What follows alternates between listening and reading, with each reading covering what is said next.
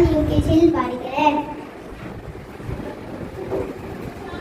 இன்று நான் நமது சுதந்திர தினத்தை பற்றி பேசப் போகிறேன். இந்தியா நம் தாய்நாடு. நம் அனைவரும் இந்தியர்கள். 200 ஆண்டு ஆங்கில ஆட்சிக்கு பிறகு 1947 15ஆம் நாள் நமக்கு சுதந்திரம் கிடைத்தது. இன்று நாம் நமது 79ஆம் நாள் சுதந்திர தினத்தை கொண்டாடுகிறோம்.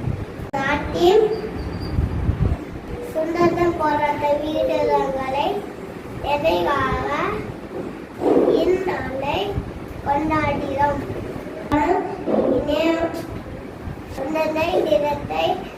சுதந்திர தின நல்வாழ்த்துக்கள்.